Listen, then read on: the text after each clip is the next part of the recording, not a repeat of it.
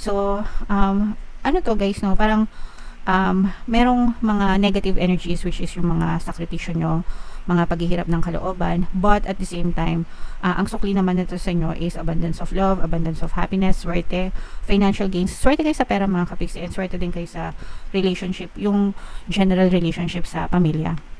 So ito, kung mapapansin nyo, puro pera ito mga kapiksi, no? Na kasaganaan sa pera ito guys.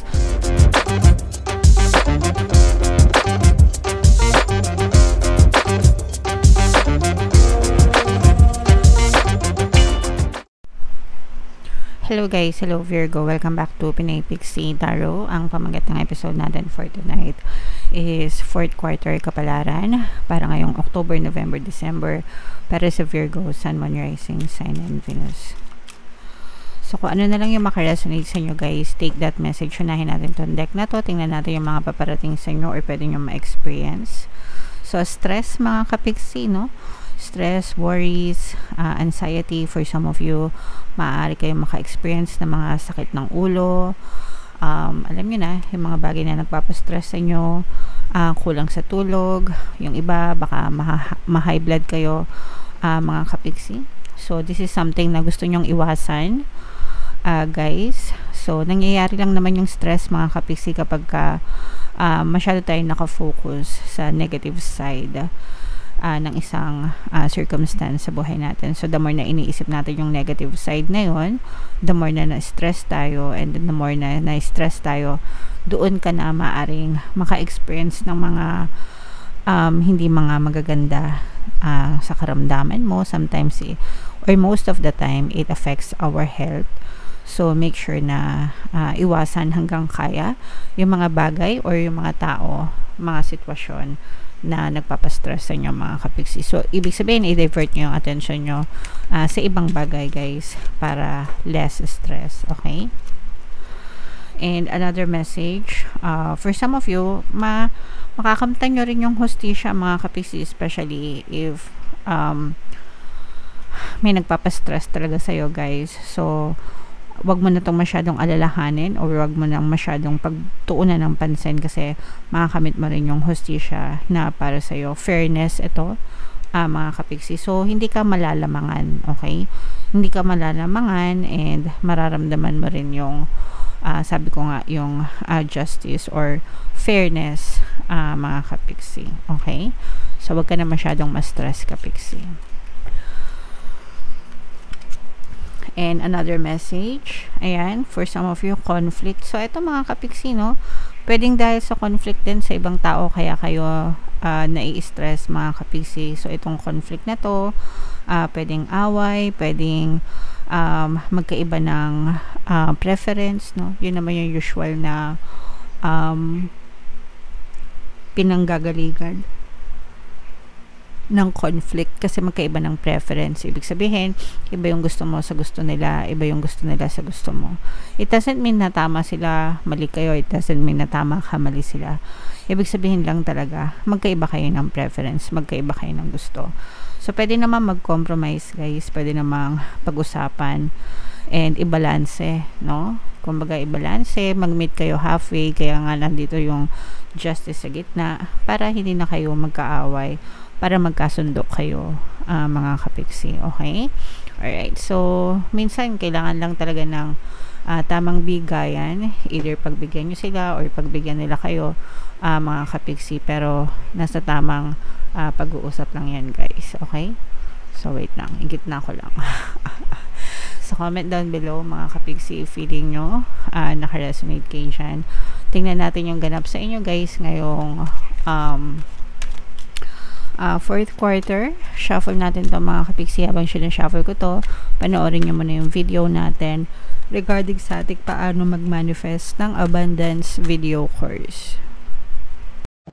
Kapiksi, sawa ka na ba sa mga struggles at hirap sa buhay mo? Masipag ka ba at masikap sa buhay ngunit hindi ka pa rin umaasenso? Ilang beses ka na bang nag-attempt mag-negosyo at mag-invest pero palagi ka pa rin nalulugi?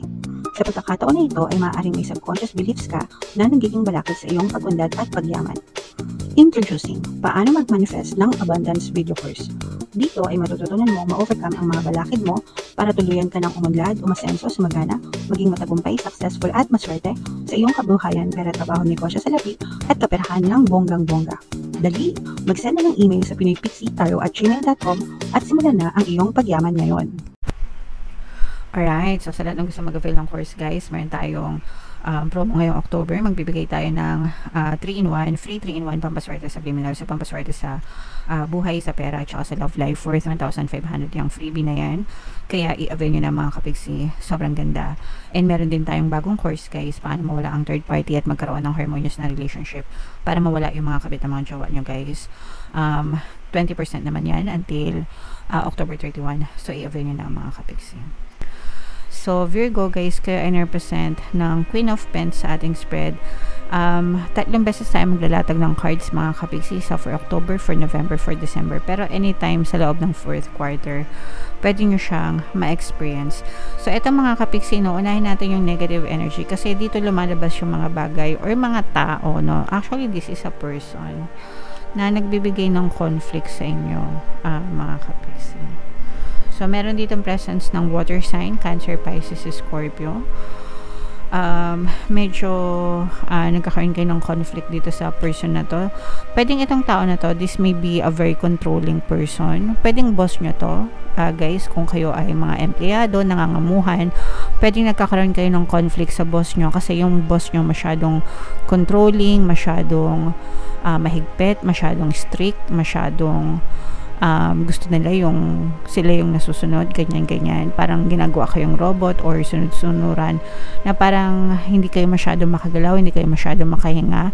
So doon nagkakaroon ng conflict, doon na pumapasok yung mga stress nyo mga kapiksi. Kung kayo ay mga empleyado, mga kapiksi, at may mga ganyan kayong amo, sometimes wala tayong magagawa kundi sumunod mga kapiksi, especially kung may mga kontrata kayo, like yung mga domestic helpers natin, ng mga OFWs, ganyan. Minsan kasi may mga kontrata sila, hindi talaga sila maka alis-alis, no? Pero na lang kung talagang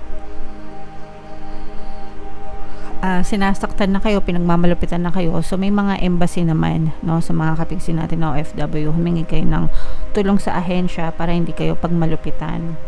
Meron din tayong, kung meron kayong chance guys na lumipat ng trabaho, pag-isipan nyo, no, para hindi kayo masyadong ma-stress.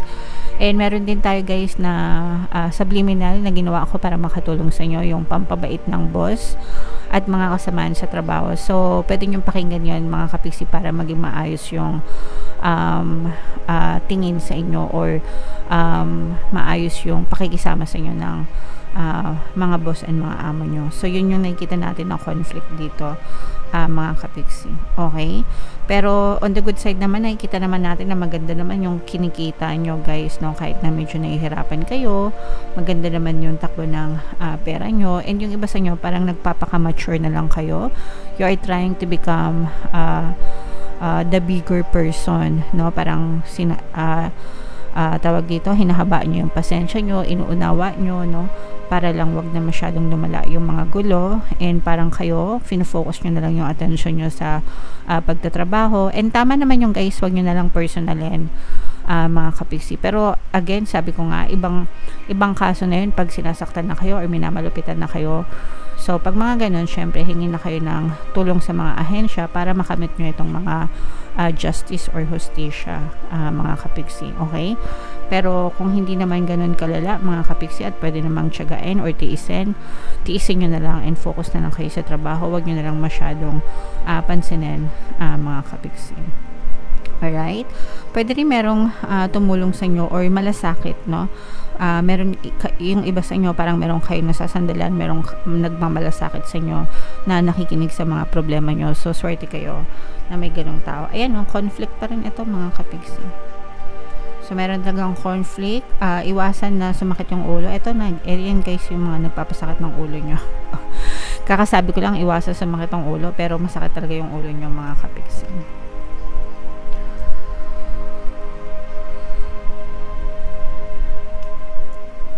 So, meron ditong presence ng fire sign, Aries, Leo, Sagittarius. Actually, guys, itong mga sakripisyo nyo, no, meron itong kapalit na kaginhawahan naman for some of you. or parang yung mga sakripisyo nyo, especially kung ginagawa nyo yung mga sacrifices nyo for your family, definitely talagang masaya sila, and it brings you happiness din. Kumbaga masaya na rin kayo kasi napapasaya nyo yung mga pamilya nyo, mga kapiksi. So doon pa lang, at saka parang yung iba sa inyo, swerte rin kayo sa pamilya guys, no? Kasi parang yung sabi ko nga, sulit yung mga sakripisyo nyo kasi parang yung pamilya nyo mapagmahal, very supportive, and hindi nila inaaksaya yung mga bunga ng mga pagsisikap nyo, mga kapiksi. And for some of you, parang tinutulungan pa kayo ng pamilya nyo para mapalago yung mga kinikita nyo. So let's say for example, nasa ibang bansa kayo, nagpapadala kayo ng pera dito sa Pilipinas, yung pamilya nyo, sinusulit nila yung mga padala nyo, pwedeng ini-invest nila sa negosyo or pinapaikot nila, pinapalago, mga ganyan, para hindi kayo maghirap talaga. And parang feeling nyo, for some of you, natutupad na rin yung mga pangarap nyo guys, parang natutupad na yung mga kahilingan nyo unti-unti na yun nga yung sinabi ko, mga sacrifices nyo, sulit naman guys, okay? So, comment down below if feeling nyo naka-resonate kayo dyan. And i-main nyo ito mga kapiksi, happy family, mga rewards, no? Ito guys, kasi nakikita natin na maka-experience kayo ng evidence from the universe na tinutupad yung mga dasal nyo, yung mga hiling nyo, at hindi talaga kayo pinapabayaan. Kahit nasabihin natin na naghihirap kayo, syempre, sometimes, no pain, no gain, ika nga, no? Pero, hindi nyo naman talaga kailangan maghirap para lang umunlad or umasenso, mga kapiksi. Okay? So, magdasal lang kayo and tutuloy. Ayan, no? This is the energy of good luck, mga kapiksi. So may swerte ka pa rin. Guys, eto guys, parang feeling ko matatapos din yung mga paghihirap nyo. Angel number 1010 guys. So, check nyo yung ibig sabihin yan. Baka may additional namin sa inyo yung inyong mga anghel gabay.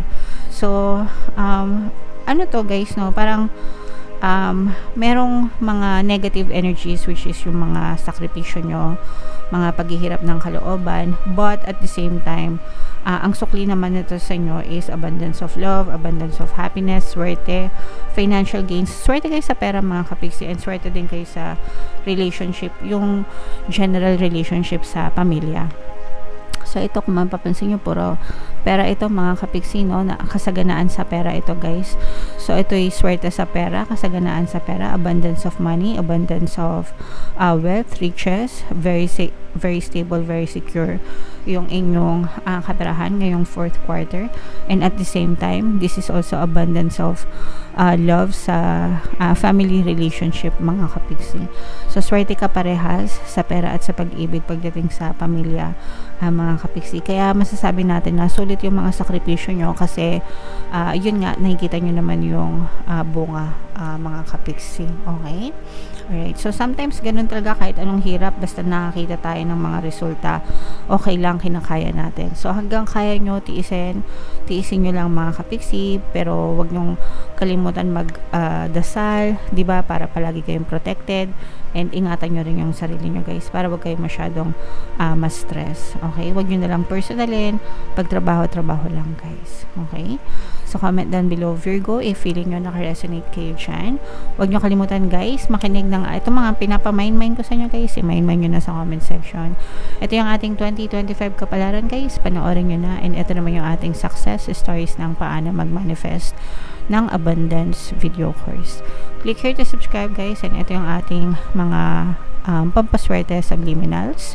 Thank you for liking, sharing, and subscribing, and see you again next time. I love you all guys. Have a nice day. Bye-bye.